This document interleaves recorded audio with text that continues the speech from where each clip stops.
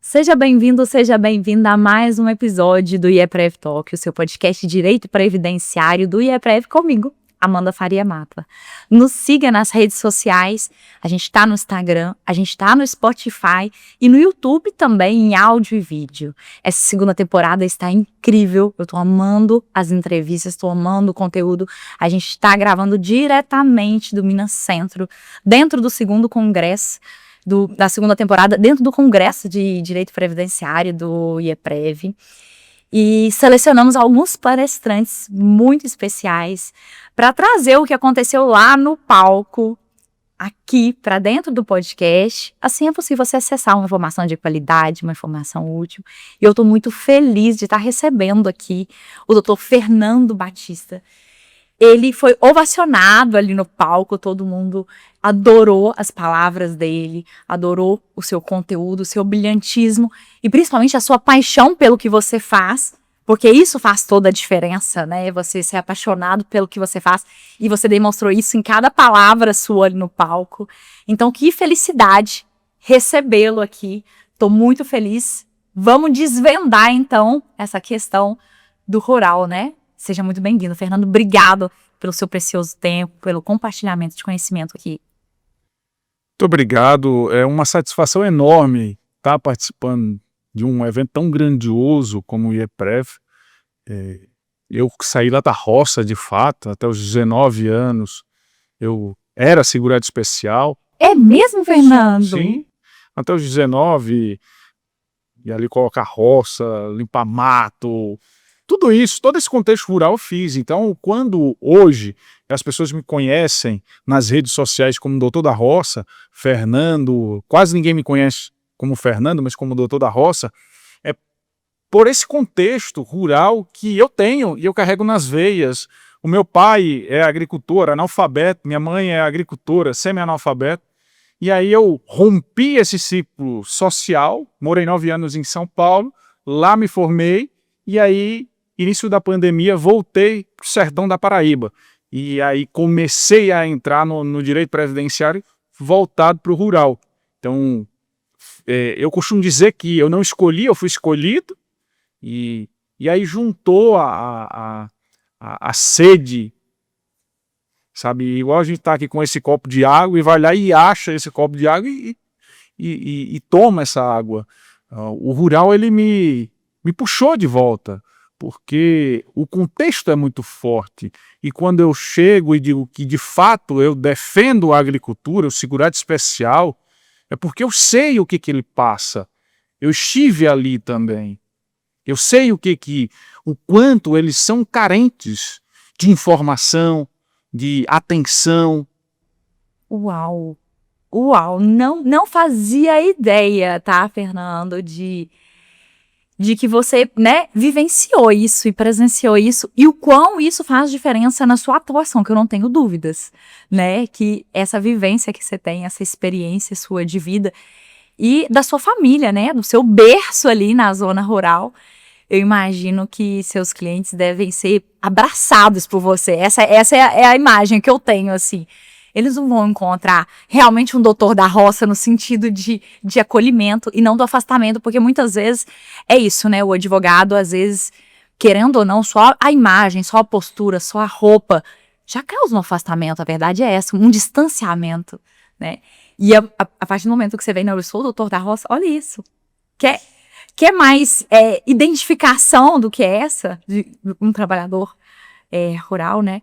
E é muito interessante que antes da gente entrar em si no processo, eu vejo, inclusive, já tendo atuado em sindicatos de trabalhadores rurais, tendo muitos processos rurais, eu percebo o quão importante, para começar daí, o trabalhador rural se identificar como um trabalhador rural, que muitas vezes eles não têm nem essa noção, né? Principalmente a mulher, por exemplo, não se identifica como um trabalhador rural.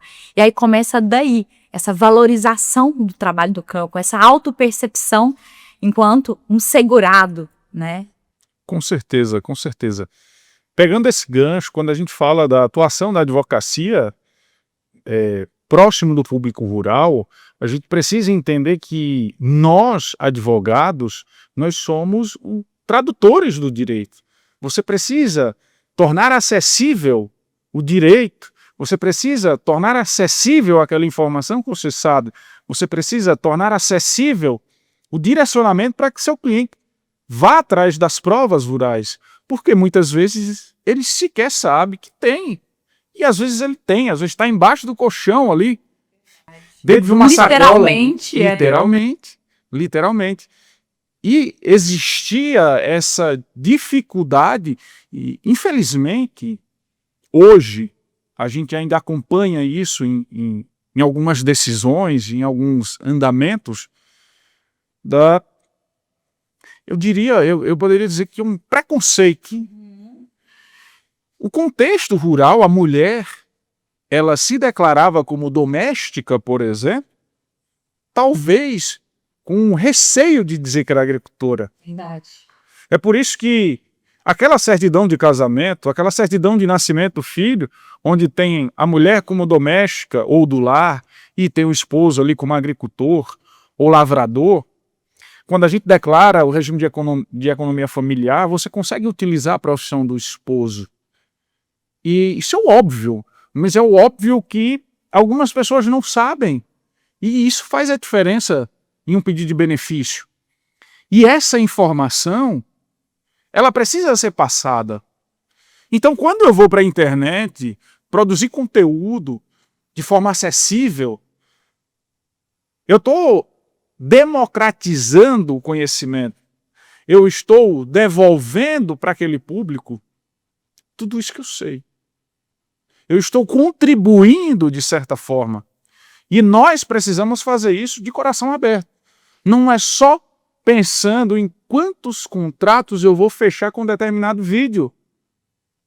Nós precisamos entender que a gente está fazendo a diferença na vida das pessoas.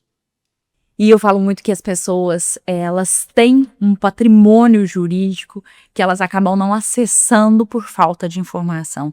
Quantas mulheres rurícolas deixam de requerer, por exemplo, o salário de maternidade? Nossa. Inúmeras, por falta de conhecimento, ou mesmo auxílio por incapacidade temporária. Então, assim, é um patrimônio jurídico que fica perdido por falta de informação, por falta de autorreconhecimento como rurícola, por falta de documentação. Então, a gente tem um papel fundamental na defesa desse patrimônio jurídico que são os direitos sociais, que é o INSS, que é a Seguridade Social. A gente está falando de uma das maiores seguridades sociais do mundo, tanto em termos numéricos de concessões de benefícios, como em termos de proteções mesmo, de tipos de benefícios. Quantos tipos de aposentadoria nós temos hoje, né? E aí, quando a gente traduz isso em uma linguagem acessível, uma informação que é possível de chegar à zona rural, isso é um trabalho incrível. Quero, né, te parabenizar. Inclusive, já deixa suas redes aí para o pessoal já te seguir. Como é que te acham nas redes? É simples, procura lá na rede social Doutor da Roça, TikTok, Kawaii, Instagram, vai ser fácil de encontrar. Você vai encontrar um cara de chapéu. Sensacional. Para quem só está nos ouvindo no Spotify, vocês estão perdendo essa personalidade que é o Fernando.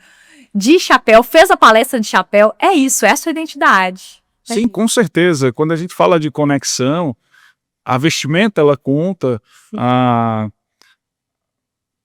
os apetrechos que você usa também conta.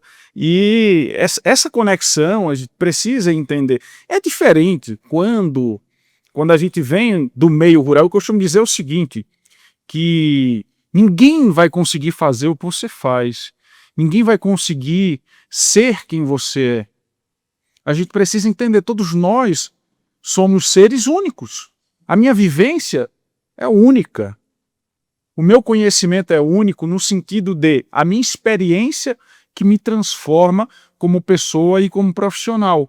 Como eu disse, eu trabalhei em São Paulo, na Defensoria Pública, atendendo pessoas em situação de rua. Eu me conectei a uma outra realidade que eu via, mas não conseguia compreender. E isso a gente traz para o meio rural, a gente precisa se conectar de fato com a agricultura. Você precisa estar próximo para prestar um serviço com maior eficiência. A gente precisa entender a realidade do segurado. Você precisa entender o contexto de vida para direcionar e ir atrás de provas. E pessoas muitas vezes são analfabetas, que mal foram em uma cidade, que jamais foram em um fórum. Que não sabe assinar o próprio nome. Eu tive inúmeros, não foi um, nem dois, não foram várias pessoas que têm que botar o dedinho na procuração, né? Que não dedicaram toda a sua vida ao trabalho rural e não aprenderam a desenhar o nome, não falaram nem se querer desenhar o nome, né? Então, realmente. E aí, de todo esse vasto conhecimento, essa vasta experiência, o doutor trouxe pra gente o que não fazer em um processo previdenciário de um segurado especial, especialmente o rurícola, né? Quando a gente fala segurado especial, temos aí, né, também o pescador, temos o extrativista, mas especial ali o rurícola. O que a gente não deve fazer? Dá esse insight aí para as pessoas que estão atuando, né, com esses segurados especiais. Eu costumo dizer que o advogado, ele é muito parecido com o médico que faz uma cirurgia ali. Nós temos o poder de mudar a vida de algumas pessoas e realizar um procedimento cirúrgico para que você transforme a existência daquela pessoa, para que ela viva de uma forma mais digna. Vamos supor, eu vou trazer um caso, um exemplo. Uma mulher que tinha idade para aposentar, como aposentadoria híbrida, que junta o tempo de roça com o tempo de carteira assinada, foi feito esse requerimento lá em São Paulo, um outro colega juntou uma documentação, negado no INSS, negado na Justiça. Avaliei o processo, e isso foi o filho dela que me procurou, que eu já tinha resolvido o processo dele. Então o boca a boca é muito forte nesse contexto. E aí eu analisei o processo, a colega tinha juntado uma certidão de casamento normal, não tinha a profissão ali, nem dela nem de esposa à época. O que eu pedi? Você não tem valor nenhum, ou seja, de casamento sem profissão. No máximo você vai dizer, não, casou na roça. Tinha o endereço da roça, mas isso é mínimo. Foi no cartório que tinha lá a profissão do esposo, como agricultor. Ela como doméstica, mas a gente conseguiu usar. O que aconteceu? Concessão administrativa de um processo negado na Justiça. Então, o que a gente, como profissional, não deve fazer é não expor o cliente a situações que você tem a obrigação de saber. Você tem a obrigação de estudar. Você tem a obrigação de aprofundar o seu conhecimento em relação ao segurado especial. E veja bem, um outro detalhe. Não ache que cuidar de benefícios do agricultor é um extra. Vou colocar a documentação, se der certo, beleza, é um extra ali que eu tenho, se não der. Não é isso! Você está fazendo errado. Por quê? Quando a gente fala de segurado urbano, eu vejo como mais fácil de comprovar a atividade. Ou a pessoa tem o registro em carteira, ou ela tem um processo trabalhista para reconhecimento de vínculo. O segurado especial não. Você tem que ir atrás de provas. Você tem que direcionar a pessoa para ir atrás de provas. E aqui tem uma dica interessantíssima, que ali na prática faz toda a diferença, até na hora de receber os honorários. Que o que é? Você traz um familiar junto daquela pessoa, seja um filho, seja um neto, uma nora, porque aquela outra pessoa que, boa parte das vezes, já é mais desenrolado, a maioria dos agricultores são analfabetos, semi-analfabetos, e aquela pessoa mais desenrolada, ela vai entender o que você está querendo dizer, você faz a anotação e ela vai lhe ajudar na hora de ir atrás das provas. Se você espera só pelo seu cliente, fica muito limitado. E aí o que acontece? Quando a gente não olha para isso, você tem dificuldade às vezes até na hora de receber. Por quê? Se o filho estava junto, se o filho acompanhou a negociação e quanto você ia cobrar, quando saiu o benefício, você viu lá o contrato, né? Lembra? Mais ou menos, tá aqui assim, assim. Verdade. Fica muito mais fácil de cobrar do que você fecha com um agricultor ali sozinho, e aí depois, quando o benefício é concedido, aí aparece filho, nora, genro, neto, para dizer, não, doutor, você cobrou demais, e não sei o quê. Então, quando você já tem uma pessoa dessa ali, você tem mais um que está alinhado com o que você disse. Então, Um outro detalhe, nós advogados, nós somos o primeiro juiz da causa. É você que tem a obrigação de saber, de selecionar o que o cliente vai lhe trazer ali de documentação. É você que tem a obrigação de separar. Por quê? Você vai tirar documentação irrelevante. Documentação são contraprovas. Então vamos supor, a pessoa é agricultora e ela fez um crédito amigo. O crédito amigo é para pequeno empreendedor. Você vai juntar aquilo para quê? Você vai criar uma contraprova, uma carteira de habilitação, categoria D, por exemplo. O cara nunca teve carteira assinada, mas, pô, é categoria D. O juiz vai olhar, o INSS vai olhar e dizer assim, pô, para que ele quer uma categoria D? Ele tem carro? Ele tem o caminhão? Né? Vai... Então são óbvios que a gente precisa falar. São coisas desse tipo que às vezes passam. Eu estava conversando com um colega recentemente e ele falou assim, eu falei, você usa certidão de inteiro teor? Para quem não sabe, certidão de inteiro teor, você vai lá no cartório e ele consulta o livro para saber o que foi registrado ali em um nascimento, em um casamento, em um óbito. Porque quando você recebe a certidão simples, ela vem simplificada.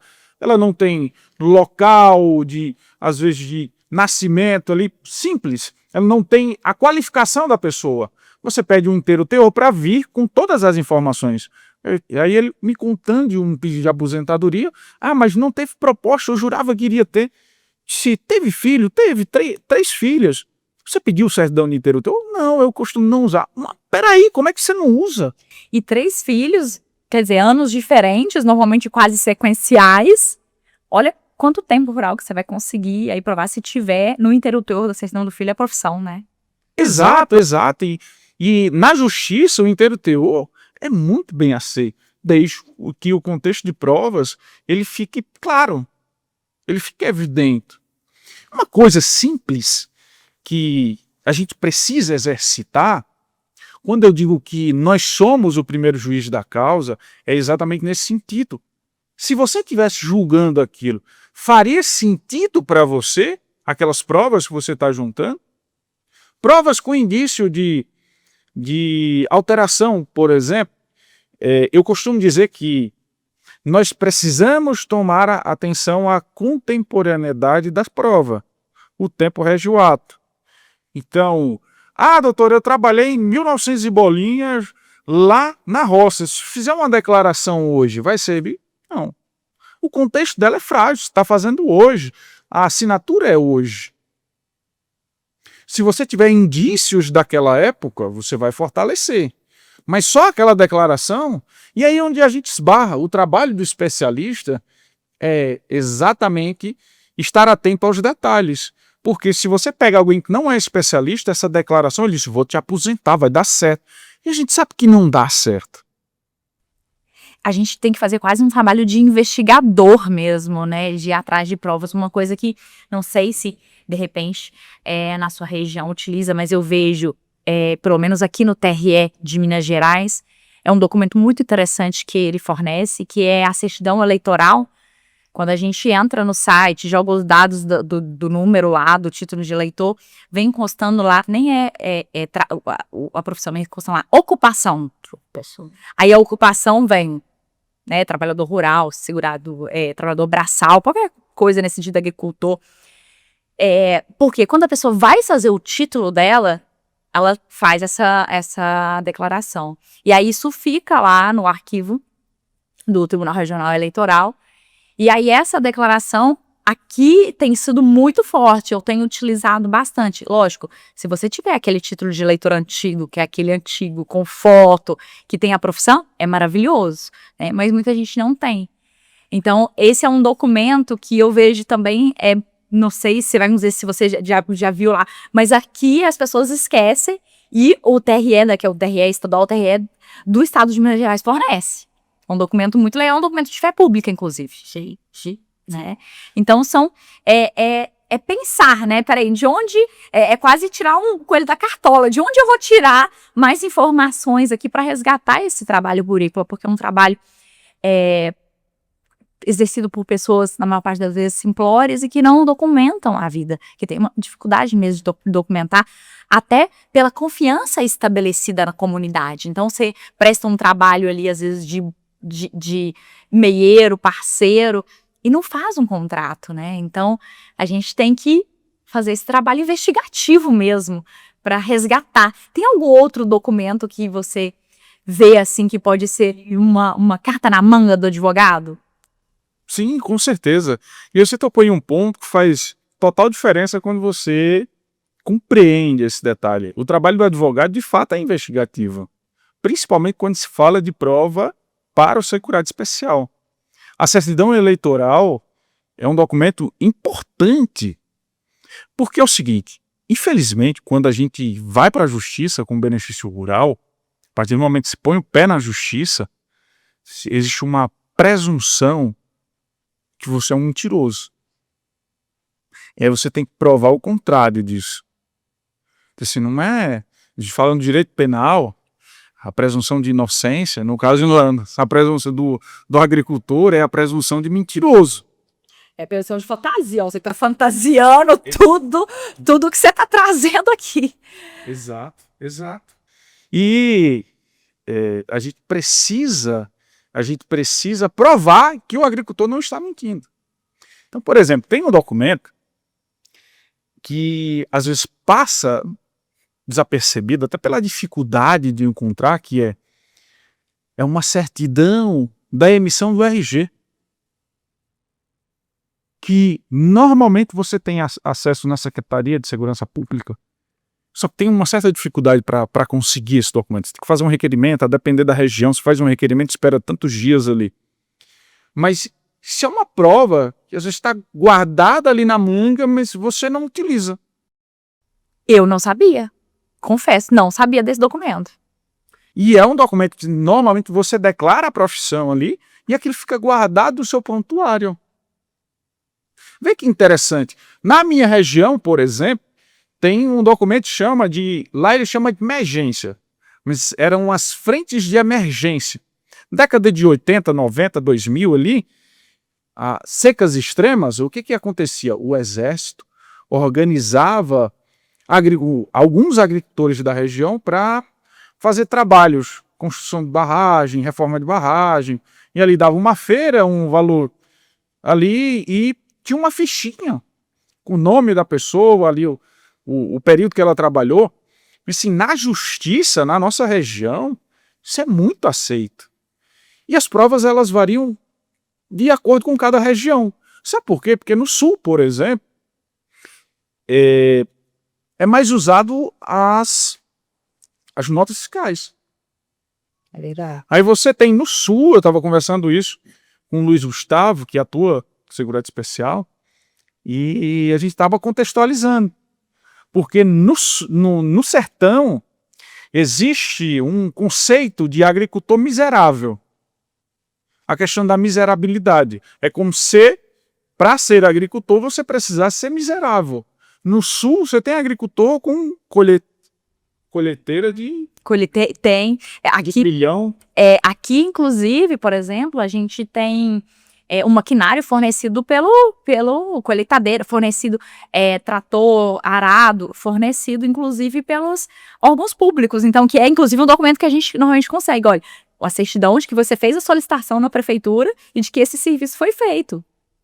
Né, que é um outro documento legal. Isso é interessante. Por exemplo, quando a gente fala de maquinário, o uso de maquinários ali da prefeitura.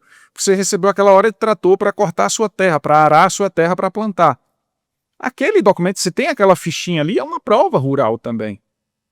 Então, assim, quando a gente olha para a lei ela traz um rol exemplificativo e não taxativo. O olhar do advogado que faz a diferença. E a malice que vem para o bem. Eu, por exemplo, já salvei um salário maternidade porque a pessoa tinha sido assaltada. Olha isso. Quando foi na capital. E um boletim de ocorrência? Boletim de ocorrência.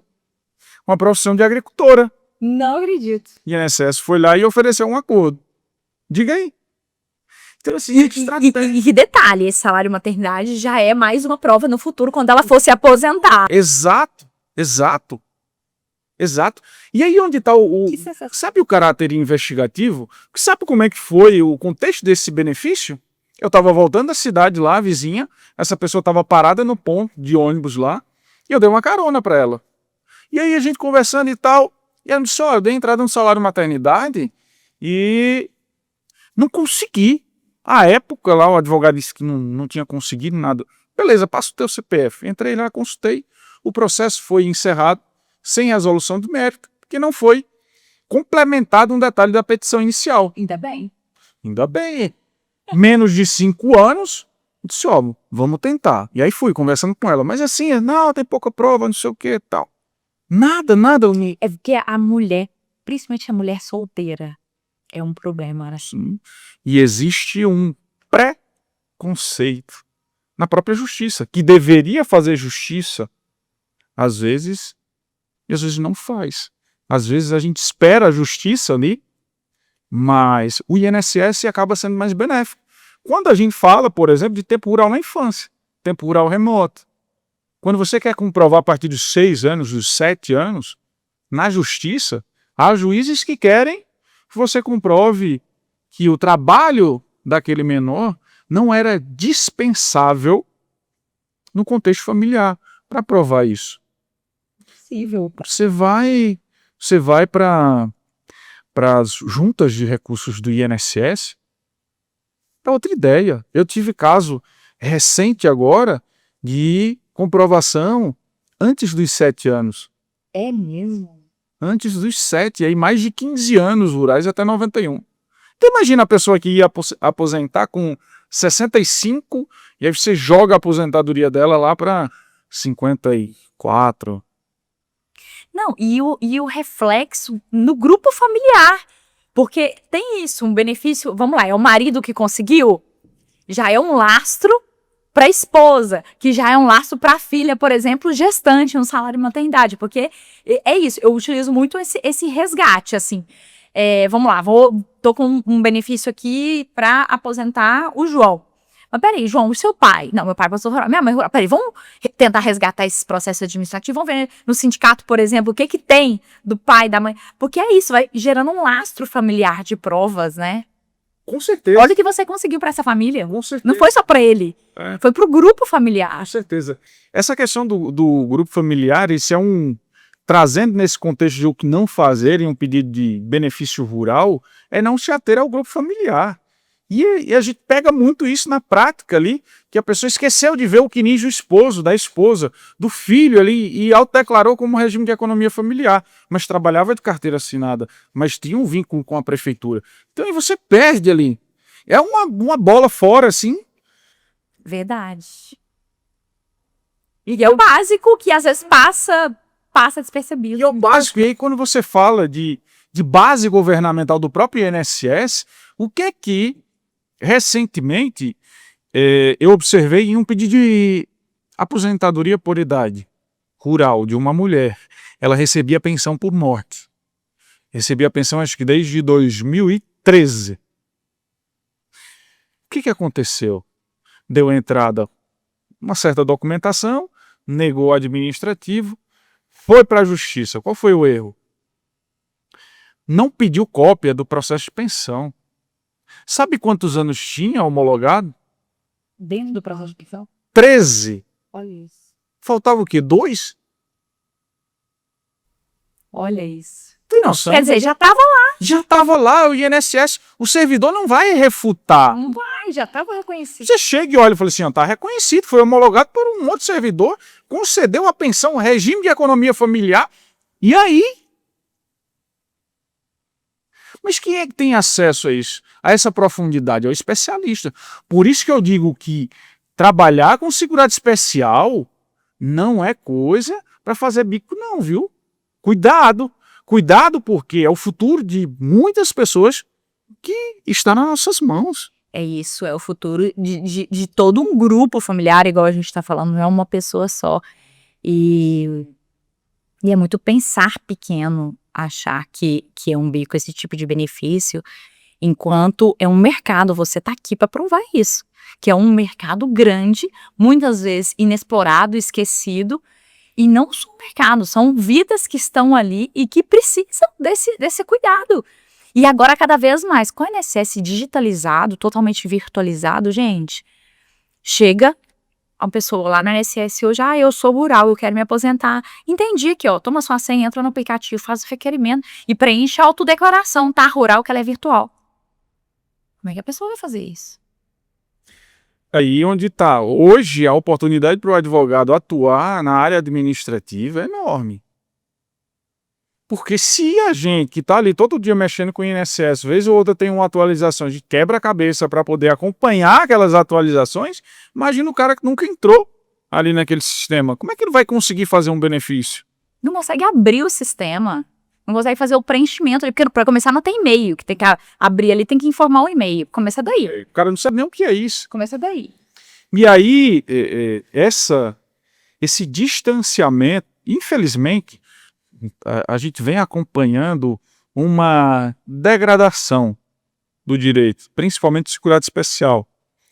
Quando a gente retoma e fala da questão da miserabilidade, eu já levantei isso em encontro com o magistrado da região lá, de o magistrado chegar e falar assim, o agricultor pode ter um bem no nome, um automóvel, mas se for um renegade, aí não é agricultor, mas não é segurado especial. Opa, peraí. A lei não diz isso. Desde que ele se enquadre nos requisitos, ele pode comprar um carro. E aí, se ele fizer uma reserva ali por 10 anos? Não impede. Então, para a nossa região, o contexto de miserabilidade, onde se a mulher for para uma audiência de unha feita... Você sabe que eu tive um caso que, assim, a gente... Você sabe que as coisas acontecem, a gente até fica assim, não, isso não tá acontecendo, assim. O juiz estava questionando e, assim, colocando a parte na parede, olha, mas você é muito branca. Como é que você trabalha no sol? Mas a sua pele não tá manchada do sol, mas... Questionando, porque era uma senhora muito mesmo europeia, um olhinho claro. Como é que você trabalha? Deixa eu ver suas mãos. Então, assim, ele tava assim, olha, você não é o biotipo de trabalhador rural, é isso que ele tá falando. Entendeu? É de um absurdo, Gente, não é porque a pessoa é uma trabalhadora rural que ela não vai usar o chapéu, que ela não pode usar a luva, que ela não vai usar um protetor solar, né? Ela tá exposta, né? Hoje em dia, essas coisas chegaram na zona rural, pode parecer que não, mas chegaram, né? Protetor solar. Entende? E aí, se ela der uma resposta dessa, de repente ele vai constar lá na ata, olha, ela tem acesso a protetor solar. Você já viu sentença onde o magistrado chama a atenção para o IMC da pessoa? Índice de massa corpórea? Isso daí eu não vi ainda não. Pois isso tem para a nossa região. É mesmo? Sim, uma moto. Mas o índice de massa corpórea é algo assim muito, muito aquém. Porque o cara chegar e simplesmente dizer não tem característica de agricultor, inclusive está acima do peso, que o agricultor que vai para a roça, ele não consegue engordar, é como se ele... Então, é retrógrado olhar para a agricultura de 40, 50 anos e achar que é a mesma agricultura de hoje. Não é. Os maquinários estão diferentes, o acesso a produtos, a sementes, ao manejo é diferente. Não, se a ida à cidade, vamos dizer assim, antigamente era para registrar o filho, que era isso, né? Eu tenho uma situação, inclusive, na minha família, né? Que é toda do interiorzão de Minas, de uma cidade de 2 mil habitantes, Cedro do Abaeté. E aí era o seguinte, lá é um distrito e aí tinha que ir até a cidade para registrar a criança quando a criança... Nasceu uns 2 ou 3 para ele. Não, nasceu uma, faleceu, que mortalidade infantil altíssima, faleceu, já estava registrada, aí nasceu a outra um ano depois, vamos aproveitar esse registro aqui, por a gente não ter que ir lá na cidade. A segunda ficou com o registro da irmã falecida. Se essa era a realidade da época, ou esperava juntar os filhos tudo para ir lá registrar, hoje não, gente, a cidade é um pulo. Né? Hoje, o cavalo vem sendo substituído pela moto. Aqui na região, é mais barato manter uma moto hoje com etanol, super econômica, do que um cavalo. Com certeza. Esse contexto ele vem mudando, mas sabe um ponto que a gente enxerga muito? justiça, por exemplo, falta, de fato, representatividade da agricultura. Então, nós que somos da roça, a gente precisa estar também nesses lugares, para que haja um olhar diferente. Verdade. Então, o agricultor, ele precisa entender, o filho do agricultor, ele precisa entender que ele pode chegar lá. Por mais que existam obstáculos, mas a gente pode chegar lá. Você chegou. Eu rompi um ciclo social. Eu fui atrás e rompi um ciclo social. Primeiro de tudo, a gente tem que projetar na nossa mente. E aí eu vou falar o que eu disse na palestra, e vou citar Napoleão Hill, que eu costumo dizer que Napoleão Hill é um divisor de águas na vida de qualquer pessoa. A princípio, a gente acha que ele fala de dinheiro, mas ele fala de prosperidade de uma forma ampla. E ele diz que não há prosperidade na vida de uma pessoa que tem a mente escassa. Então a gente precisa saber o que a gente coloca na nossa mente, na nossa cabeça. O que a gente pensa, o que a gente projeta. A nossa mente, ela não sabe diferenciar o que é bom e o que é ruim. O nosso universo particular, ele não sabe diferenciar isso. Ele vai atrair, independente. Então, aquelas pessoas que se maldizem, aquelas pessoas que só veem o lado negativo das coisas. Só vê o copo meio vazio e não meio cheio. Exato! A vida da pessoa é um looping, porque no universo dela, ela está dizendo aquilo, ela está atraindo aquilo, ela só fala daquilo. Então, o cara que compra uma BMW vai passear no final de semana, fura o pneu, e aí eles bravejam, porque furou o pneu, que não sei o que é a minha vida, que acabou. Cara, você tem a BMW, olha para a BMW e vê aquele pneu. Não, é um acontecido, é um fato, é natural. É a ordem da existência. Então, primeiro de tudo, a gente começa pela mentalidade. E, infelizmente, isso é um trecho de uma fala do Seu Jorge. Sabe o Seu Jorge? Cantor famoso. E ele fala de um trecho de uma conversa com o pai dele, e diz que o pai dele não incentivou que ele fosse para a música. E depois de um tempo que ele estava fazendo sucesso já, e aí ele foi conversar com ele e disse: meu filho, perdão. Perdão porque a gente não foi ensinado a sonhar.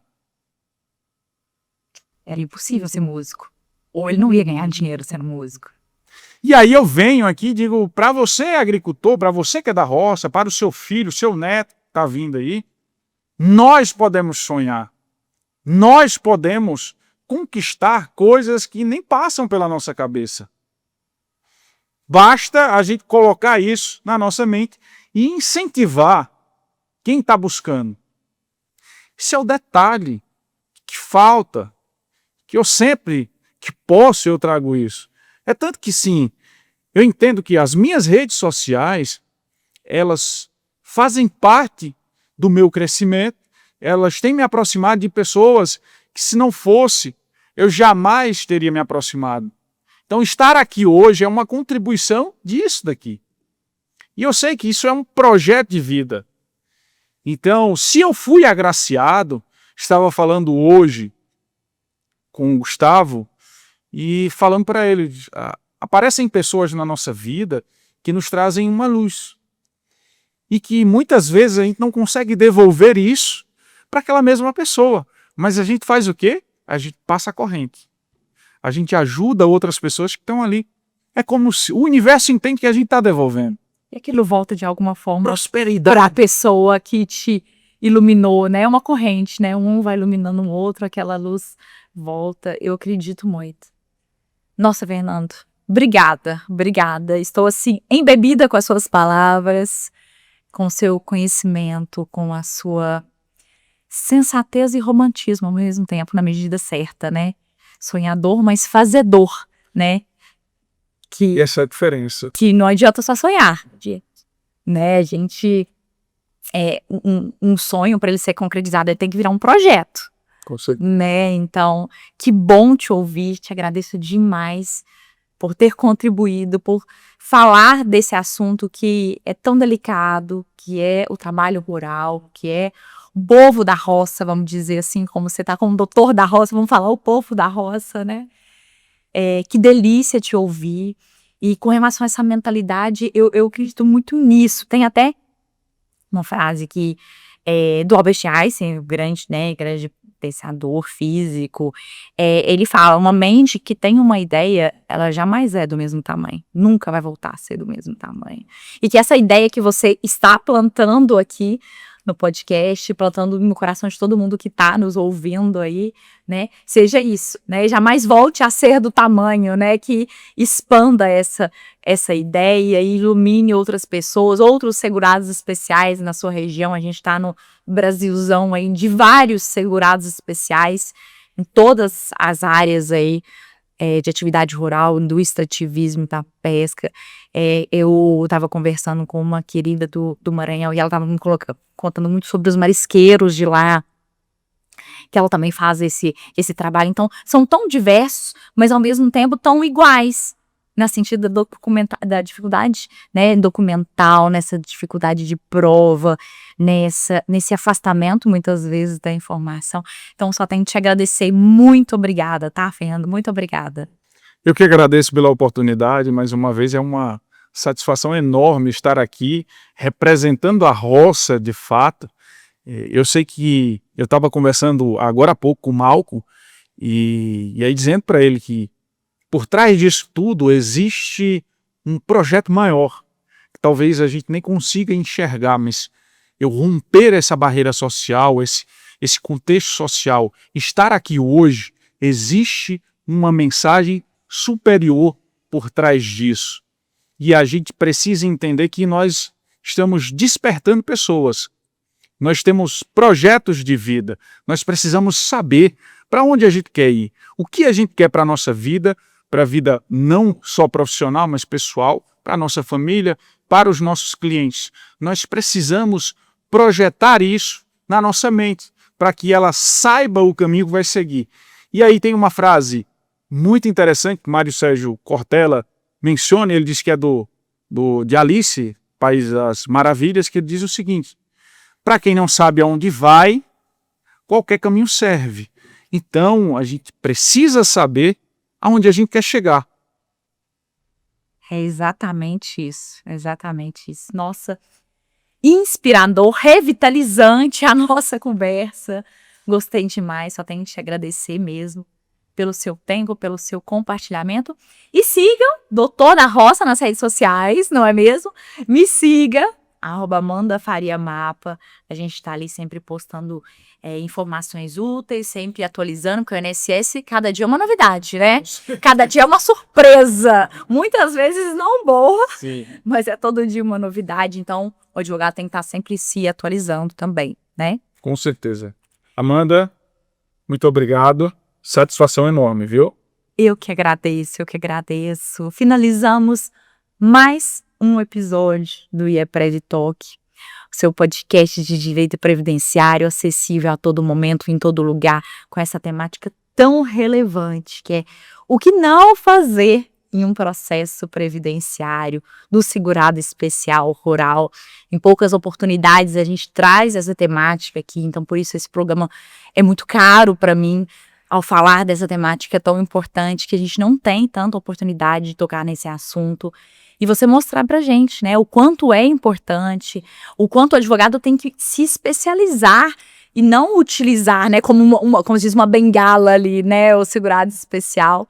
É uma vida que está por trás e que merece toda a atenção e todo o cuidado da advocacia. Então, me despeço já, dizendo para você nos acompanhar também no Spotify, no YouTube. A gente está sempre aqui com um novo convidado, uma nova temática dentro dessa segunda temporada do IEPREV Talk, que está incrível. Te vejo no próximo. Até mais.